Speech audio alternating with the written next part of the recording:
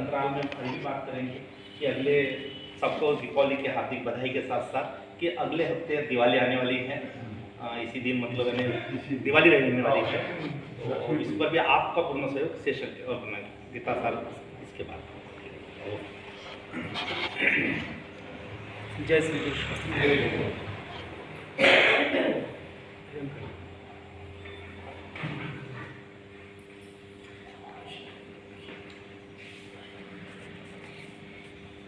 श्री कृष्ण गोविंद हरे मुरारे, हे नाथ नारायण वासुदेव। श्री कृष्ण गोविंद हरे मुरारे, हे नाथ नारायण वासुदेव।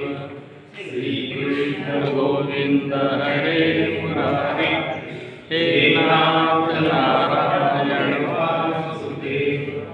श्री कृष्ण गोविंद हरे मुरारे, हे नाथ नारायण वासुदेव।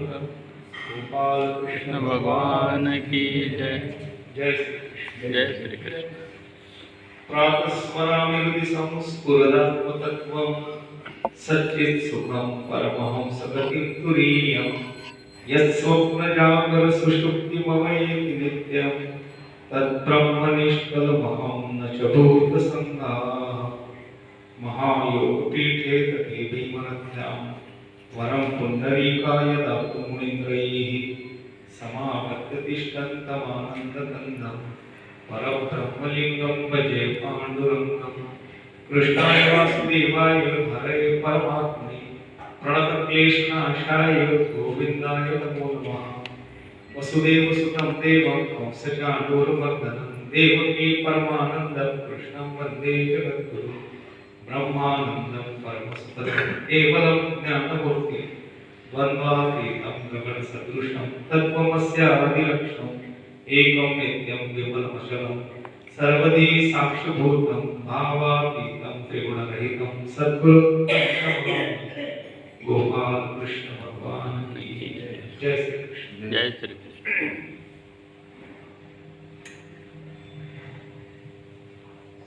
पिछले समय 5वां अध्याय जो था उसको अपन पूर्ण कर चुके हैं। 5वें अध्याय का विषय जो था वो कर्म संन्यास योग था। आज 6ठे अध्याय से प्रारंभ करना है। थोड़ी प्रस्तावना करना आवश्यक है। 6ठा अध्याय जो है ये आत्मसंयम योग इस नाम से जाना जाता है। संयम, संयम यानी सहनशीलता, संयम यानी दमन, संयम यानी काबू में रखना। किसको काबू में रखना है, किस पर हमें दमन करना है, तो आत्म संयम योग कहते हैं। इसके पहले भगवान ने अर्जुन को कर्मयोग और सांख्य योग इन दोनों ही साधनों का वर्णन किया और ये दोनों ही साधन मनुष्य के उद्धार के लिए उपयोगी है, ये भगवान ने बताया। अब इस 6ठे अध्याय से भगवान ध्यान योग का भलीभांति वर्णन करते हैं। थोड़ा प्रश्न आ जाता है कि कर्म योग और सांख्य योग, सांख्य योग मतलब ज्ञान, अब फिर ध्यान योग का वर्णन इसमें करते हैं और नाम देते हैं आत्म संयम योग। ऐसा क्यों होता है? देखो, ध्यान योग में जो बात आती है उसमें शरीर, इंद्रिय, मन और बुद्धि इनका संयम करना यह अत्यंत आवश्यक माना गया है। और दूसरी बात यह भी है कि शरीर, इंद्रिय, मन और बुद्धि इन्हीं को आत्मा कहा गया है और इन्हीं का, इन चारों का ही संयम ये इस अध्याय का प्रधान विषय है। इसलिए इसे आत्मसंयम योग या ध्यान योग ऐसा कहा गया है। इस अध्याय का जो पहला श्लोक है, इस पहले श्लोक में भगवान ने कर्मयोगी की प्रशंसा की है कि कर्मयोगी अत्यंत श्रेष्ठ है। कर्म कैसे करना और कर्मयोगी के कर्म क्या होते हैं, इसका वर्णन 5वें अध्याय में आ चुका है। और वो वर्णन करके संक्षिप्त में एक ही श्लोक में दूसरे अध्याय में दूसरे श्लोक में संन्यास और कर्मयोग की एकता का प्रतिपादन किया है। संन्यास और कर्म ये अलग अलग नहीं है, एक ही है, ऐसा भी भगवान बताते हैं। और तीसरे श्लोक में कर्मयोग के साधन का वर्णन किया है। कर्मयोग के साधन क्या क्या होते हैं? कुछ भी साध्य प्राप्त करने के लिए हमें साधन की आवश्यकता होती है, और साधन कौन अपनाता है? जो साधक है वो साधन अपनाता है। ऐसी त्रिपुटी आती है। चौथा श्लोक आता है, उसमें योगारूढ़ पुरुष जो होता है, जिसने योग साधना पूरी कर ली या योग जान लिया, उसे योगारूढ़ कहते हैं। वो योगारूढ़ पुरुष के लक्षण बताते हैं। और 5वें श्लोक में इन सब जो वर्णन किया गया, कर्मयोग, बाद में संन्यास और योगारूढ़ अवस्था प्राप्त किया हुआ पुरुष, इन सभी का योगारूढ़ अवस्था प्राप्त करने के लिए अर्जुन को उत्साहित करते हैं कि अर्जुन तू योगारूढ़ हो जा। योगारूढ़ मतलब योगी हो जा। अब अर्जुन के मन में शंकाएं जो आती है, उसका वर्णन यहाँ नहीं किया गया, लेकिन एक बात है कि अर्जुन के मन में क्या प्रश्न निर्माण होते हैं, उनकी मन की आशंका क्या होती है, ये भगवान पहले से ही जानते हैं। इसलिए अब 6ठे अध्याय में अर्जुन के दिल में आई हुई सब जो शंकाएं हैं, उसका निरसन करते हैं।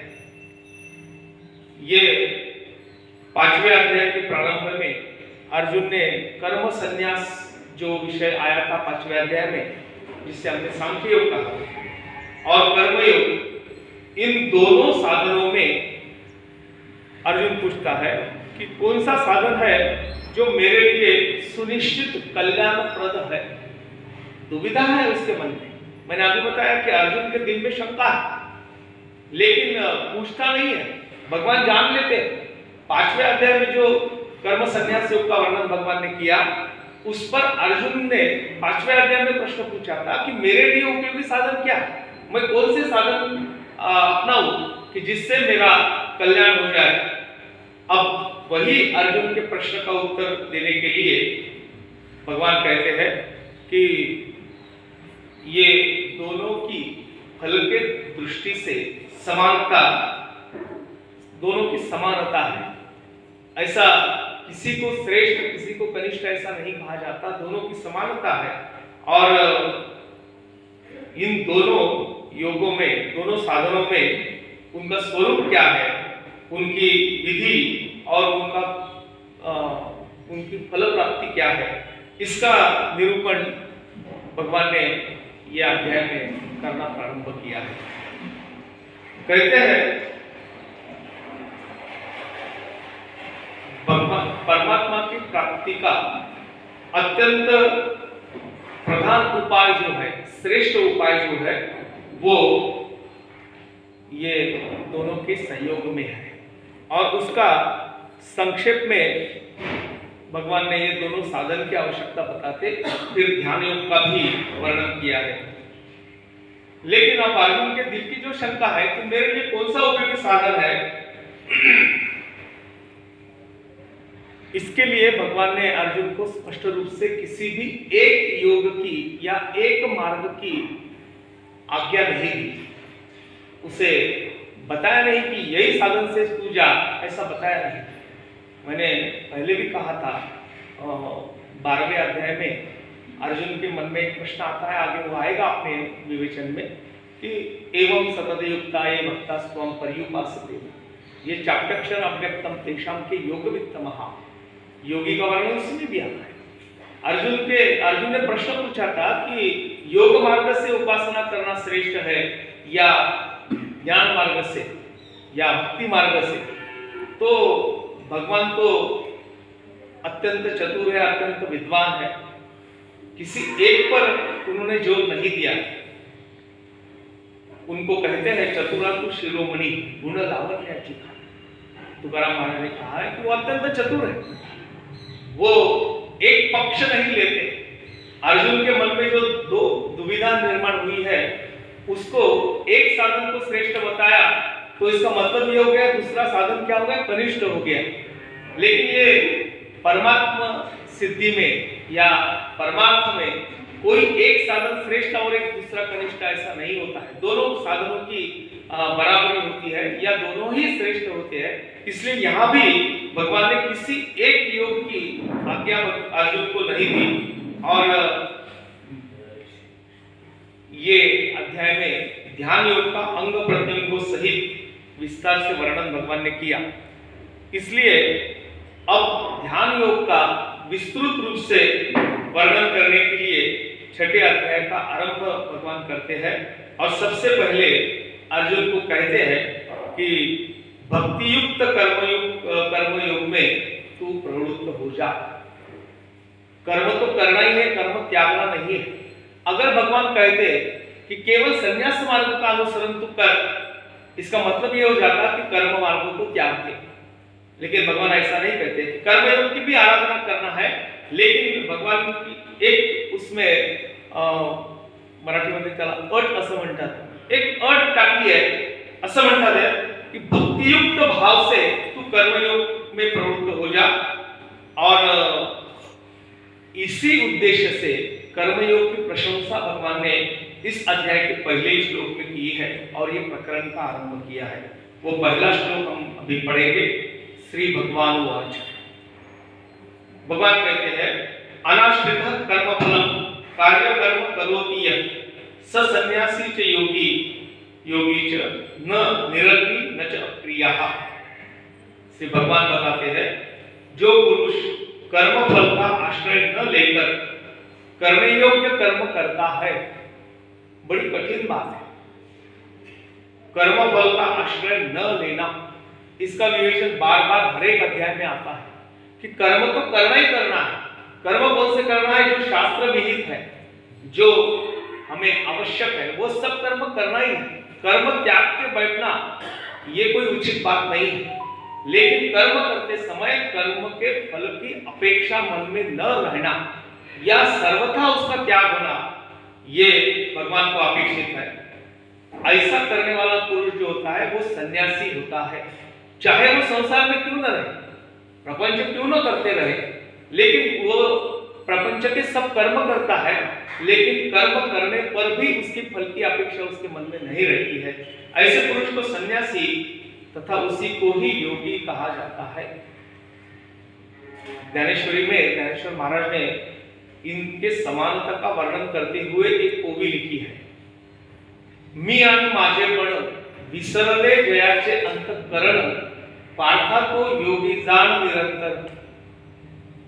मी आणि माझेपण, हम देखते हैं हमारा व्यवहार, इसमें मैं भी सम्मिलित हूं कि जो भी हमारे काज होते हैं, जो भी कर्म हम करते हैं, जो भी हमारी वृत्ति प्रवृत्तियां होती है, उन सब में मैं करने वाला हूं, ये अहमपन जो है वो कभी भी मिटता नहीं है।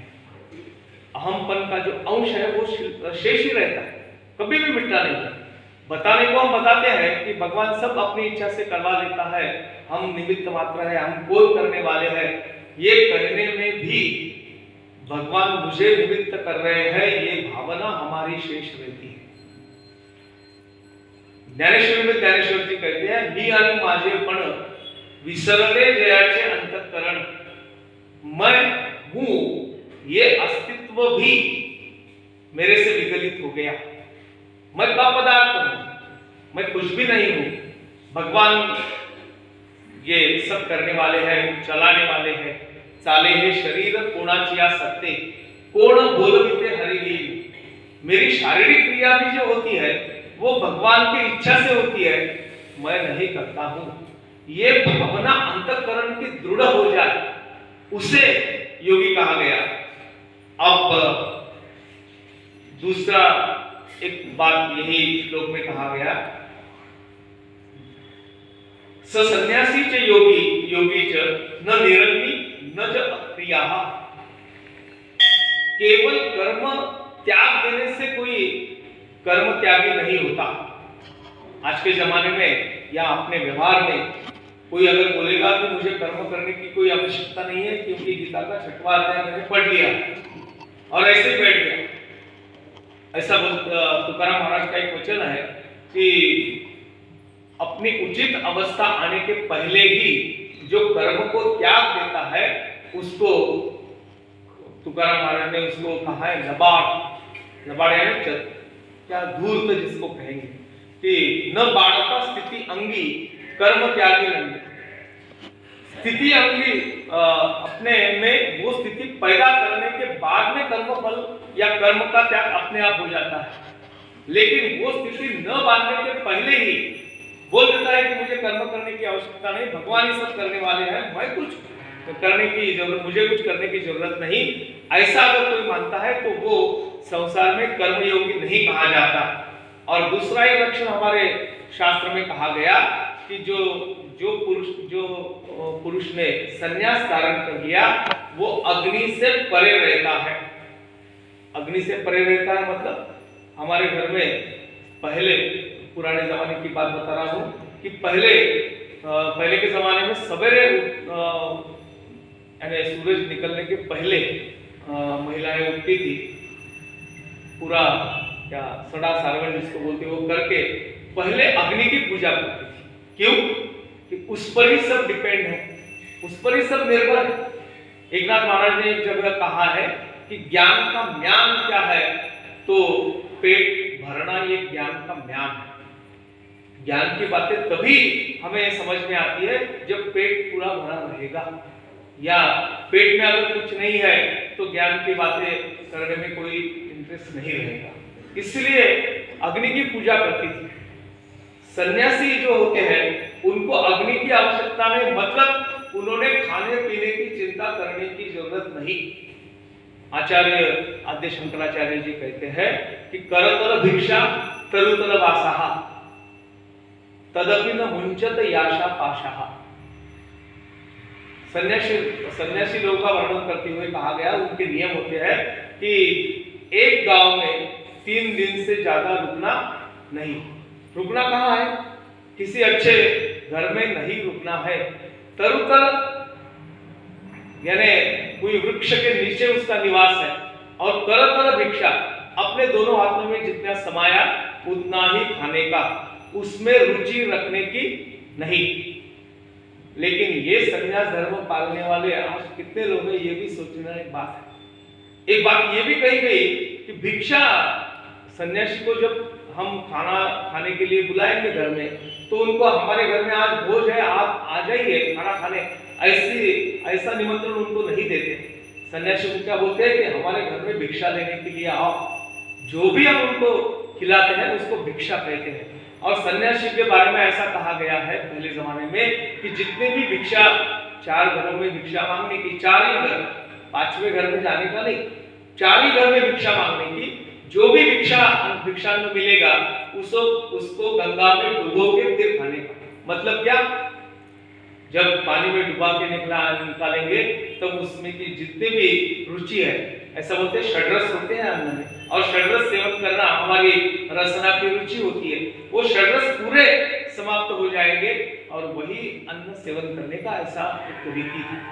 यानी अग्नि का संबंध नहीं है, केवल अग्नि का संबंध छूटने से कोई सन्यासी नहीं होता, ऐसा भी भगवान कहते हैं। वो सन्यासी नहीं है, वो योगी नहीं है।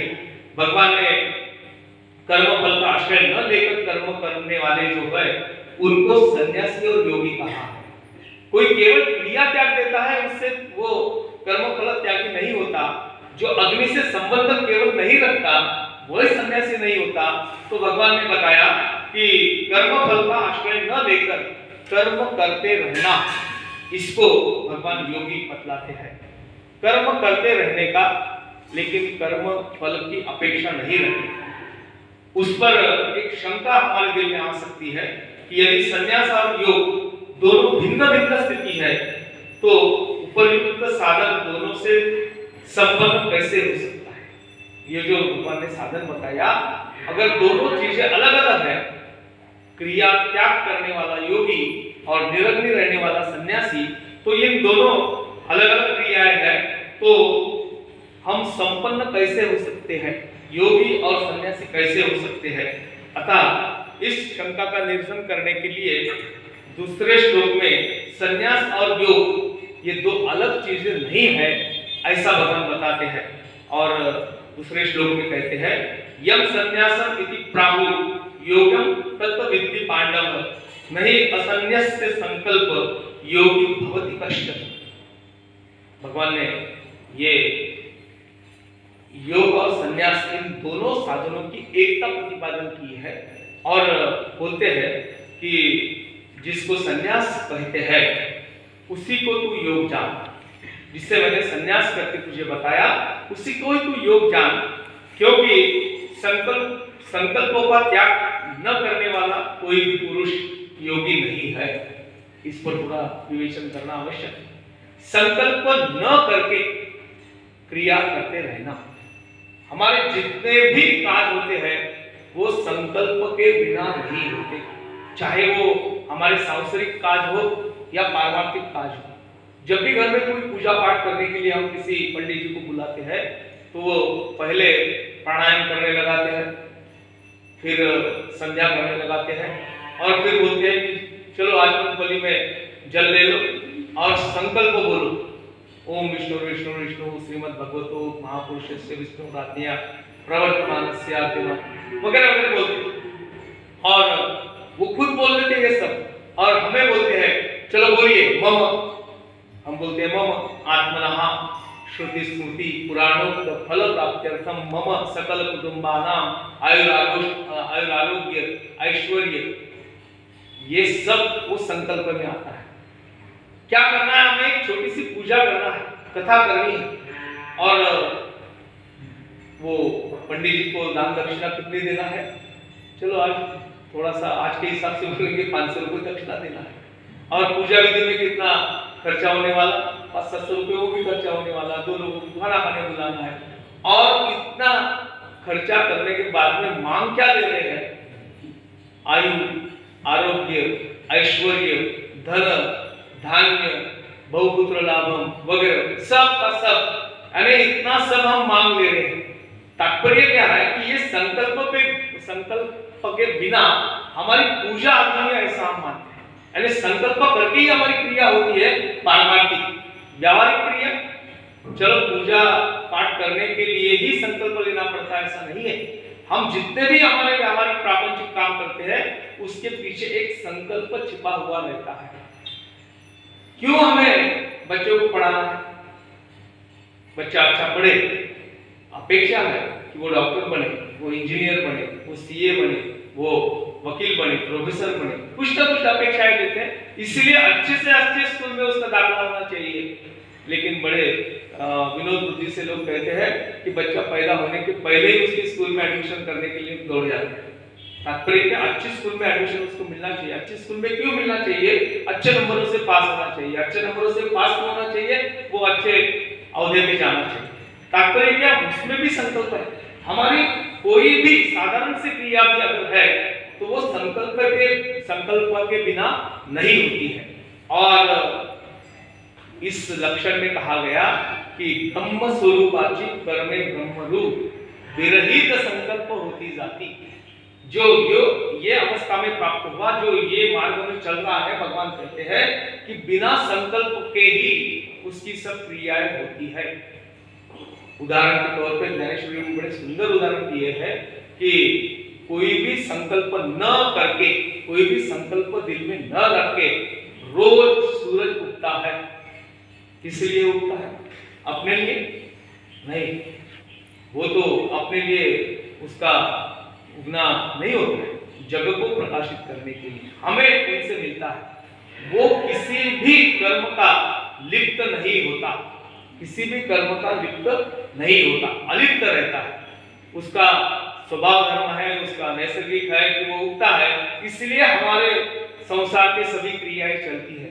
वैसे हमारी क्रियाकलाप होना चाहिए कि हम क्रिया करते हैं लेकिन उसके पीछे कोई भी संकल्प नहीं है। और दूसरा भगवान बोलते हैं कि संन्यास किसे कहते हैं, शरीर इंद्रिय और मन द्वारा होने वाली संपूर्ण क्रियाओं में कर्तापन का भाव मिट गया तो सही मायने में वो सन्यासी हो गया। केवल उसका भाव जो है वो परमात्मा में ही अभिन्न भाव से रहता है, उसका भाव सब परमात्मा से लीन होता है। इसलिए तुकाराम महाराज ने कहा है कि हमारी सब वृत्तियां जो है वो हमने भगवान को अर्पण कर दी है, मेरा शेष कुछ बचा नहीं है।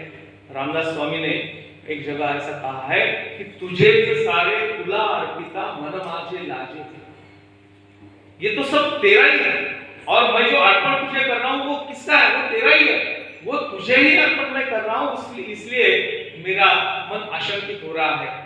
ये भाव उसके मन में दृढ़ है, स्थित है, उसे सन्यासी कहते हैं। और फिर अब योग की व्याख्या बताते हैं, जिसे योगी होना है। वो योग क्या है? ममता, आसक्ति और कामनाओं के त्याग द्वारा होने वाली कर्मयोग की पराकाष्ठा रूप जो नैष्कर्म्य स्थिति है उसे योग कहते हैं। अब संन्यास की जो व्याख्या बताया और योग की जो व्याख्या बताया, इन दोनों में ही संकल्प का अभाव होता है। ममता, आसक्ति और कामनाओं का त्याग। ममत्व हमारा है या नहीं?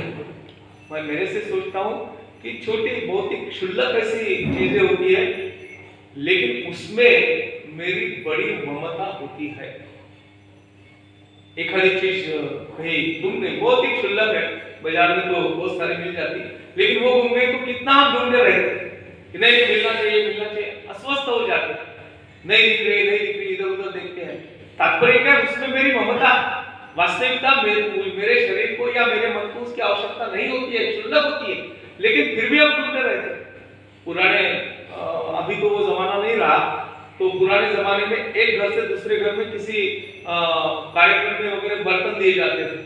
बर्तन दिए तो कुछ भर के देते थे, भर के दिया, जब वो लौटने का समय आया तो देखते थे कि मैंने जो कटोरी दी थी वो जरा बड़ी थी, ये कटोरी दूसरी है। मेरे ममत्व उसमें है, इसलिए मैं वो वस्तु अपेक्षित करता हूं कि वही मुझे मिलना चाहिए, उसमें ममत्व होता है। दूसरी बात आसक्ति होती है, आसक्ति मेरा मन इसमें मिल जाता है। वैसा देखा जाए तो ऐसा बोलते हैं कि मन विरहित होना चाहिए, लेकिन मेरे मन से वो चीज जाती है, उसमें मैं आसक्त होता हूँ। और तीसरा मेरी कामनाएं होती है, जो भी काज मैं करता हूँ उसमें कोई तो भी कामनाएं होती है। इन सब का त्याग करके जो कर्मयोग होता है वो भगवान कहते हैं कि उसे नैष्कर्म्य स्थिति कहते हैं। कर्म तो होते हैं लेकिन नैष्कर्म्य न करने का भाव उसके मन में पैदा होता है। अब संकल्प क्या है इसकी भी व्याख्या बताते हैं। संकल्प नहीं असन्यस्त संकल्प योगी भवति कश्चन। प्रश्न पूछा भगवान ने, अरे एक भी काज इनका बिना संकल्प के नहीं होता, इसको योगी भवति कश्चन, वो योगी कैसा हो सकता है, उसको योगी कैसे कहा जा सकता है? संकल्प क्या है? माया और राग द्वेष से संयुक्त सांसारिक पदार्थों का चिंतन करने वाली जो अंतःकरण की वृत्ति है उसे संकल्प ऐसा कहते हैं। ममता और राग द्वेष से संयुक्त सांसारिक पदार्थों का चिंतन, उसमें हमारा मन भी है, हमारी ममता भी है और राग द्वेष ये सम्मिलित है। धन धान्य वृद्धि मुझे मिलना चाहिए, इसका मतलब ही ये है कि बाकी लोगों को ना मिले। एक होता है सबसे ज्यादा मुझे मिलना चाहिए, इसलिए मैं पूजा आरंभ करता हूँ।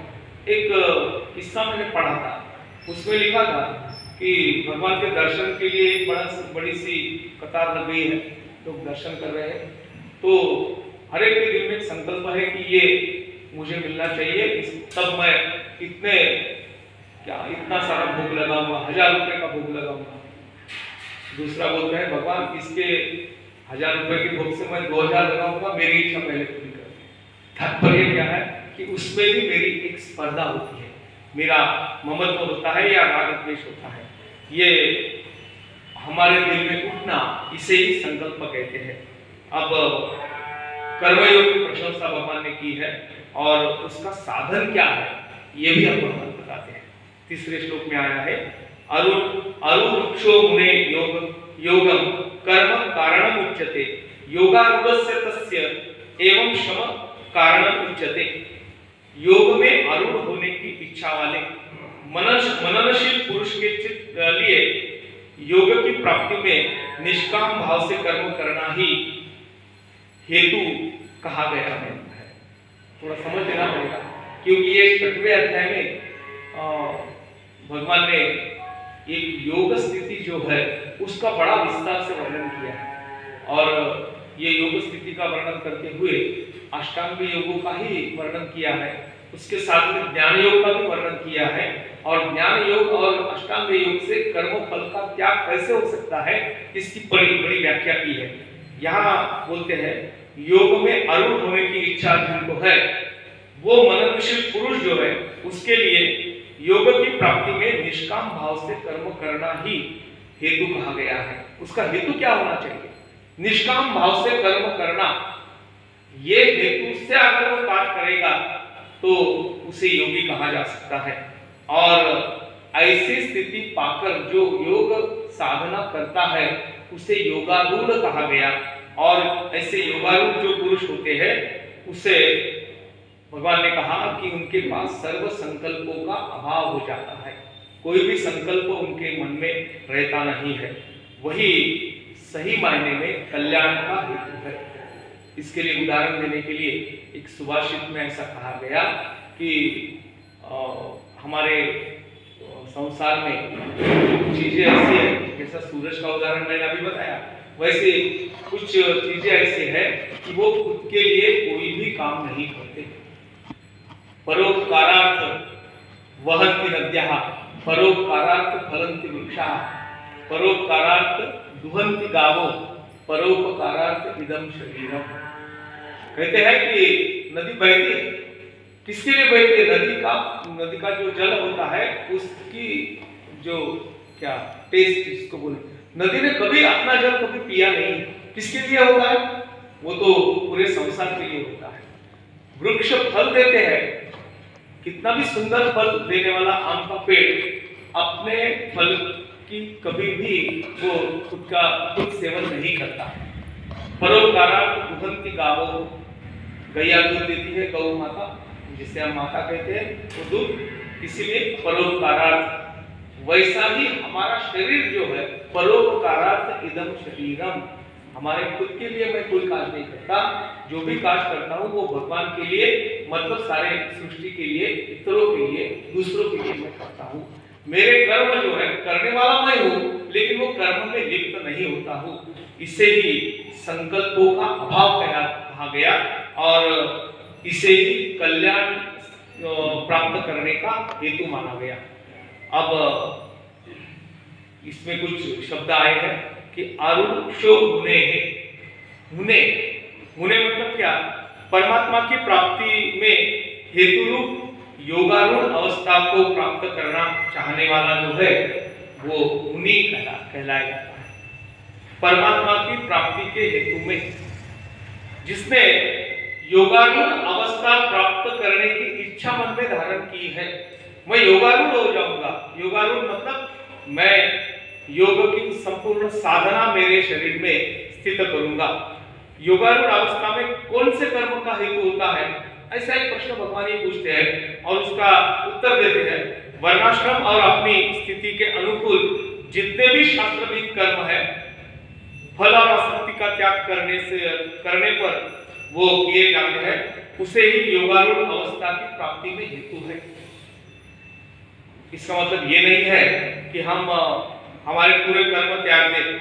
वर्णाश्रम धर्मानुसार जो कर्म मेरे भाग में आए हैं, मेरे हित में आए हैं, वो मुझे करना ही चाहिए, और अपनी स्थिति जो है स्थिति के अनुसार भी कर्म करना चाहिए। जिस परिस्थिति में मैं रहता हूँ वो परिस्थिति के अनुकूल जो कर्म है वो मुझे करना है। मेरा वर्णाश्रम धर्म जो है उसके जो शास्त्रविद कर्म है वो भी मुझे करना चाहिए। मान के चलो कि मैं एक व्यवसायी हूँ, तो प्रामाणिकता से व्यवसाय करना ये मेरा वर्णाश्रम धर्म अनुसार आया हुआ कर्म है। मैं अगर किसी जगह नौकरी करता हूँ तो अत्यंत निष्ठापूर्वक प्रामाणिकता से अगर मैं वो नौकरी करता हूँ तो वो मेरा वर्णाश्रम विहित कर्म है, उसे मुझे करना चाहिए। और बाद में बताते हैं कि फल और आसक्ति का त्याग इसमें होना चाहिए, मैं इसका फल नहीं चाहता हूं। एक बात यहाँ फिर से शंका आती है कि गीता का कर्मयोग क्या है कि फल की अपेक्षा मत रखो, मैं कर्म तो करते रहूंगा लेकिन फल की अपेक्षा नहीं करूंगा। लेकिन भगवान ऐसा कभी भी नहीं कहते हैं। वो कहते हैं, उदाहरण के तौर पे आपको बताएं कि मैं महीना भर नौकरी करूंगा और मुझे वेतन नहीं चाहिए, ऐसा कभी हो सकता है क्या?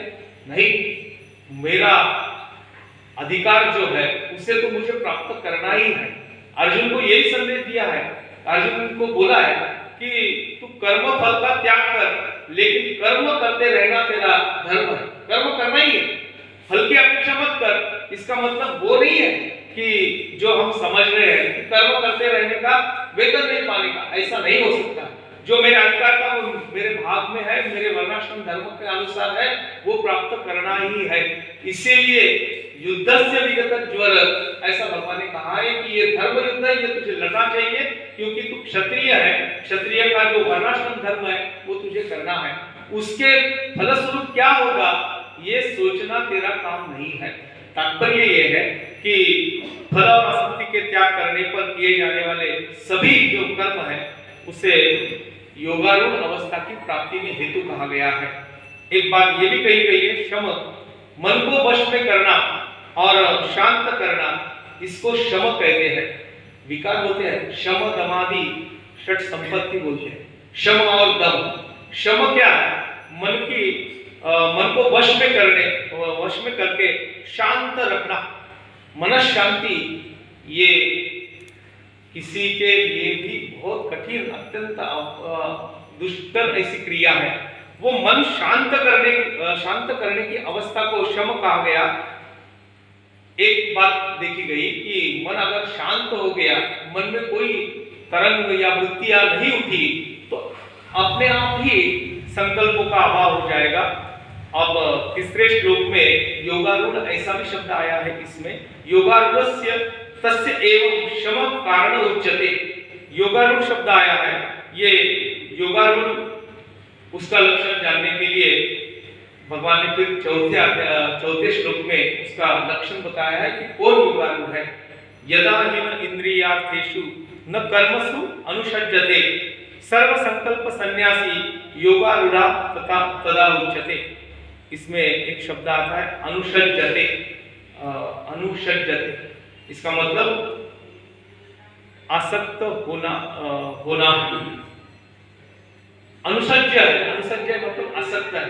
भगवान कहते हैं इस श्लोक में, जिस काल में न तो इंद्रियों के भोगों में और न कर्मों में ही आसक्त होता है, वो किसी काल में, चाहे परिस्थिति कुछ भी हो या कुछ भी समय आ गया तो भी वो आसक्त उसमें नहीं होता है। और उस काल में सर्व संकल्पों का त्यागी पुरुष जो होता है वो योगारूढ़ कहा जाता है।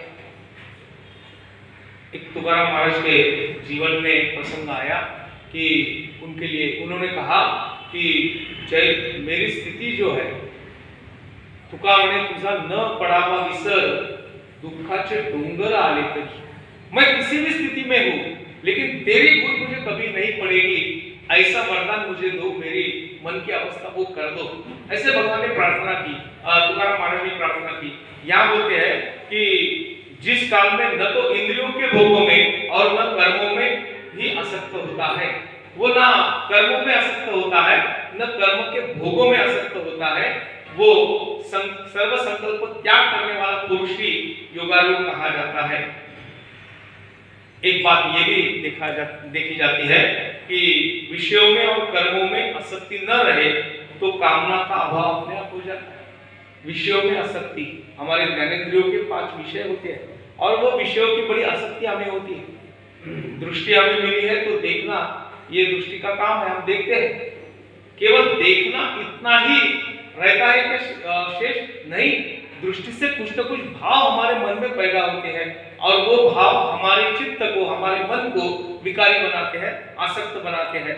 इसलिए उसमें भगवान कहते हैं कि केवल विषयों में और इंद्रियों के भोगों में आसक्त नहीं होना, यही योगारूढ़ अवस्था का प्रमुख लक्षण है।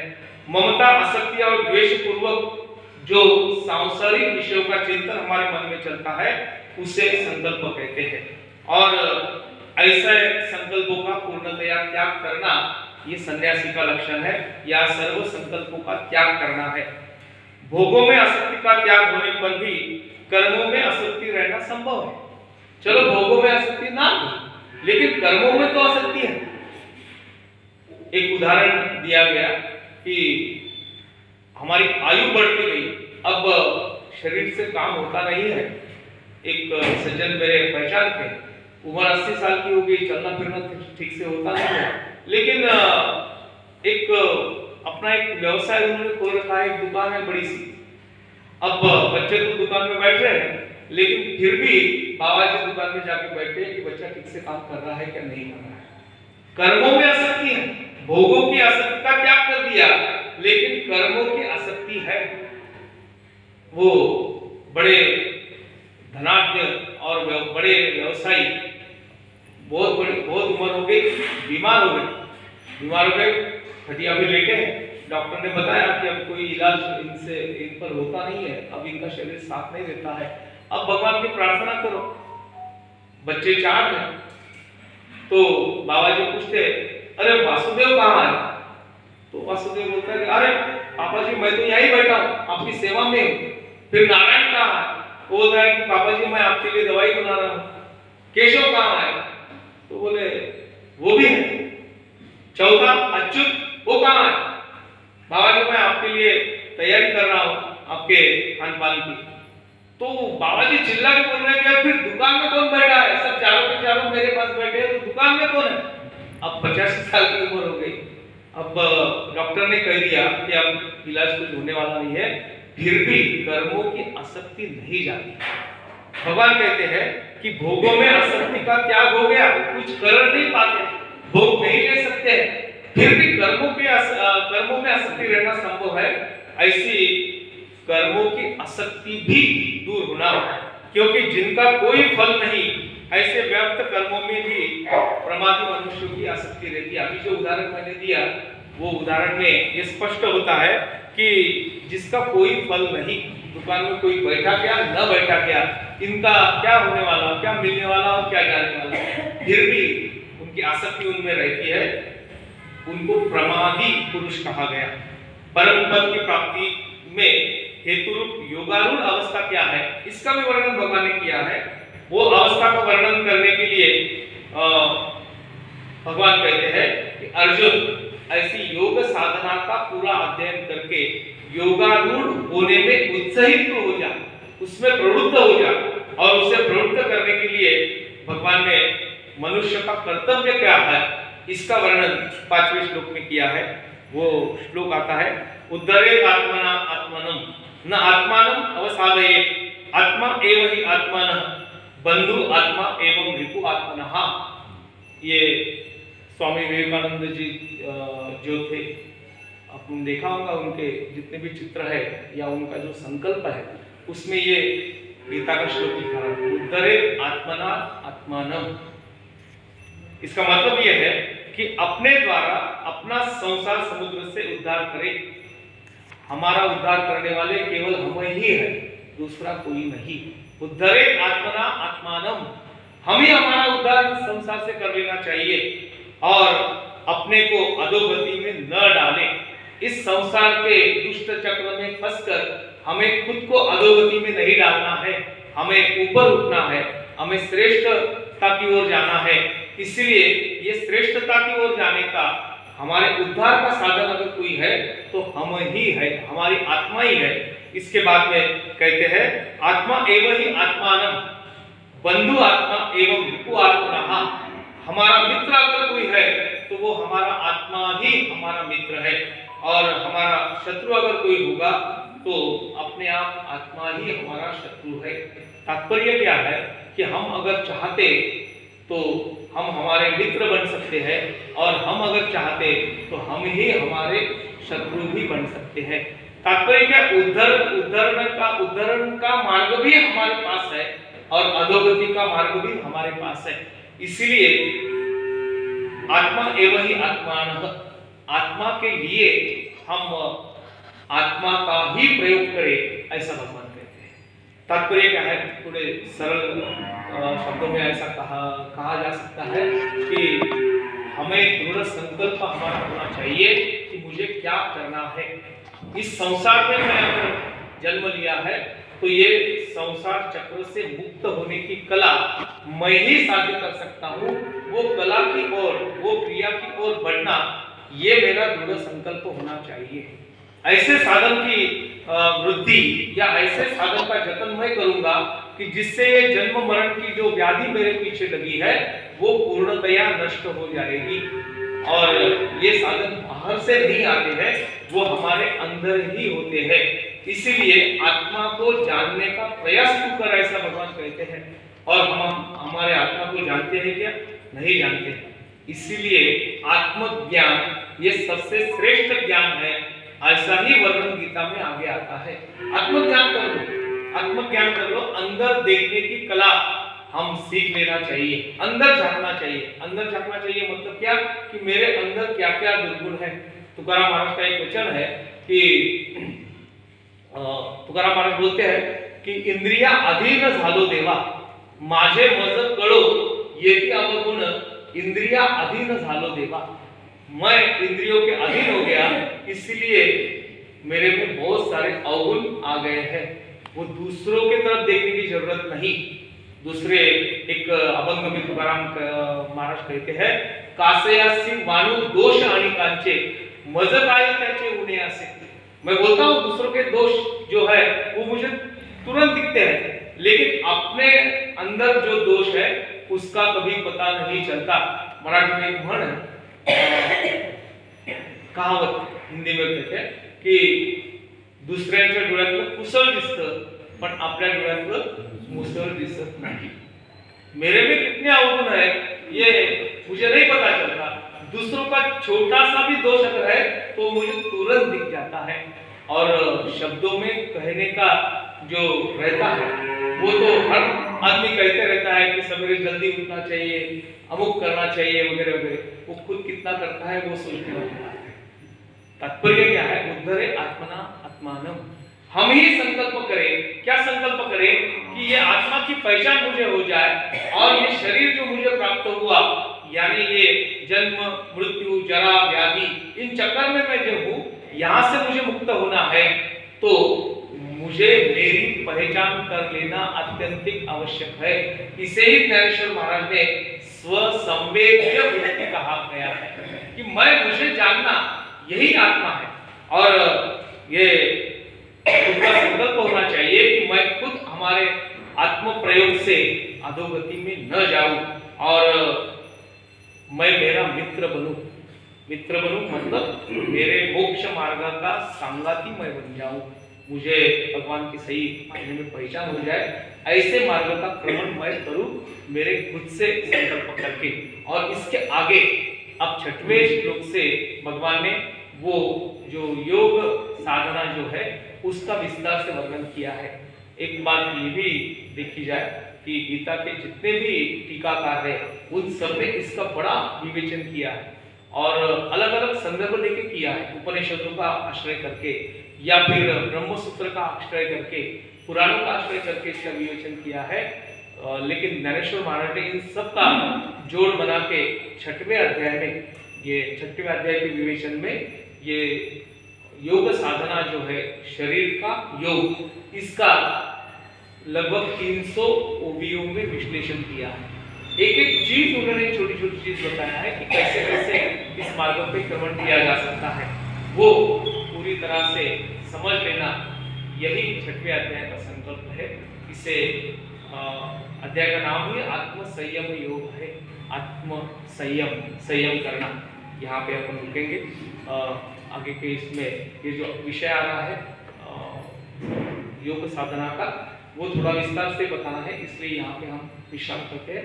अगले सोमवार को एक बात शादी जानी को मैंने कहा है कि सोमवार के दिन दिवाली, यानी दिवाली का दूसरा दिन है। मैं अकोला में जाने वाला हूँ और हमारे डॉक्टर साहब भी दिवाली के लिए दूसरे जबलपुर में जाने वाले हैं, इसलिए हम दोनों सोमवार को नहीं उपस्थित रह सकते। इसलिए इन पर अपन सोचते हैं कि इस दिन क्या करेंगे। हमने सोचा है कि अवकाश ले ले, एक चिंतन आप लोग बैठ के कर सकते हैं, लेकिन हम लोग नहीं आ पाएंगे। आपके इसमें कोई कर लेता हूँ आम्बी जी, ठीक है, सभी धर्मप्रेमी हैं और यहाँ पे आते हैं वो सत्संग के माध्यम से श्री कृष्ण भगवान को मानते हैं। इसी बात को करते रहते आज तुमसर में गायत्री परिवार की तरफ से एक 121 कलश यात्रा का आगमन हुआ तुमसर में सुबह 10 बजे, जहाँ पे गौरी शंकर, जहाँ पे सादे शब्द उनके चरण वाकड़ जो ऑफिस है वहाँ पे गौरी नया जो प्रतिष्ठान बना है गौरी शंकर लॉन, तो मैं आप सबसे निवेदन करता हूँ 10 बजे उस कलश यात्रा में सम्मिलित हुई, इनके दर्शन कीजिए। यहाँ से वो यात्रा शिहोरा जाएगी, तो आप सभी को निवेदन 10 बजे जो भाव रखते हैं वहाँ अवश्य अपने श्लोक बोल नाम संकीर्तनम यस्य नाम संकीर्तन यज्ञ सर्वपापनाशनम सर्वपापनाशनम प्रणामो दुःखशमनः प्रणामो दुःखशमनः तन्नमामि हरिं परं नन्दमामि हरिं नाम संकीर्तनम यस्य नाम संकीर्तन यज्ञ सर्वपापनाशनम सर्वपापनाशनम प्रणामो दुःखशमनः प्रणामो दुःखशमनः तन्नमामि हरिं परं नन्दमामि हरिं परं नाम संकीर्तनम यस्य नाम संकीर्तन यज्ञ सर्वपापनाशनम सर्वपापनाशनम प्रणामो दुःखशमनः प्रणामो दुःखशमनः तन्नमामि हरिं परं नन्दमामि हरिं परं गोपाल कृष्ण भगवान की जय श्री कृष्ण। जय श्री कृष्ण।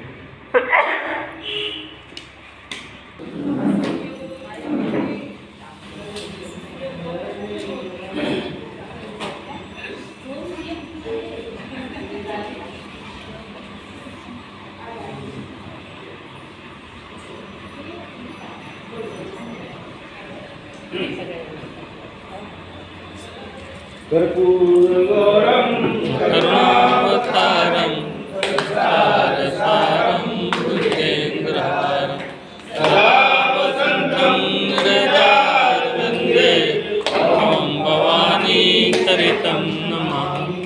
लालमाला नकुलपालकाले कपालमाला कित्सिंचन दिगंबराय दिगंबराय नमः शिवाय।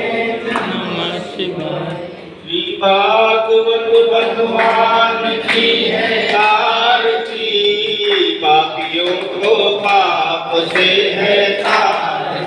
श्री भागवत भगवान की है आरती, पापियों को पाप से है तार। ये अमर ग्रंथ, ये मुक्ति पंथ, ये पंचम वेद निराला, नवज्योति जगाने वाला। ये अमर ग्रंथ, ये मुक्ति पंथ, ये पंचम वेद निराला, नवज्योति जगाने वाला। हरि नाम यही हरि ध्यान यही, हरि नाम यही हरि ध्यान यही, जग के मंगल की आरती, पापियों को पाप से है तार। श्री भागवत भगवान की है आरती, पापियों को पाप से है तार। ये शांति गीत पावन पुनीत, पापों को मिटाने वाला, हरि दर्शन कराने वाला। ये शांति गीत पावन पुनीत, पापों को मिटाने वाला, हरि दर्शन कराने वाला। ये सुख करनी, ये दुख हरणी, ये सुख करनी, ये दुख हरणी। श्री मधुसूदन की आरती, पापियों को पाप से है तार। श्री भागवत भगवान की जय आरती, पापियों को पाप से है तार। ये मधुर बोल जग पंथ को सद्मार्ग बताने वाला, बिगड़ी को बनाने वाला। ये मधुर बोल जग पंथ को सद्मार्ग बताने वाला, बिगड़ी को बनाने वाला।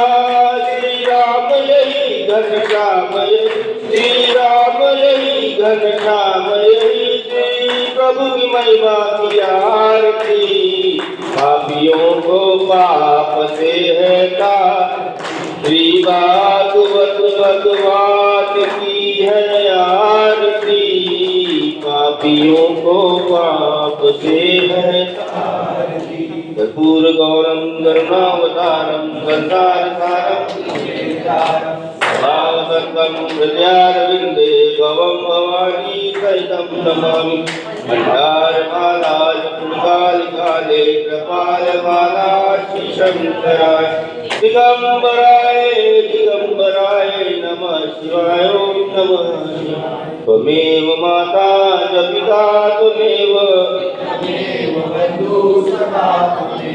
त्वमेव विद्या द्रविणं त्वमेव सर्वं मम देव गुरुर्ब्रह्मा गुरुर्विष्णु गुरुर्देवो महेश्वरा गुरुर्साक्षात् परब्रह्म तस्मै श्री गुरुवे नमः।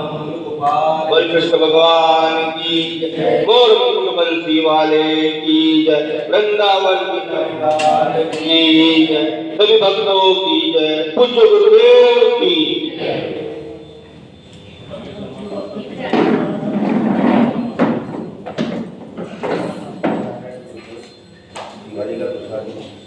ये लोग अपनी दुकानों में रात जब से है बस से देख लेंगे, अपन मैसेज आ जाएंगे लोग।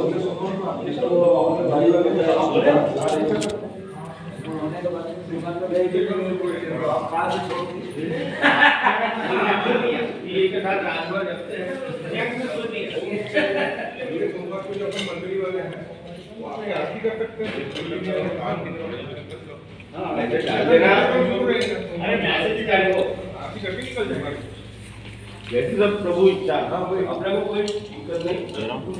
गीता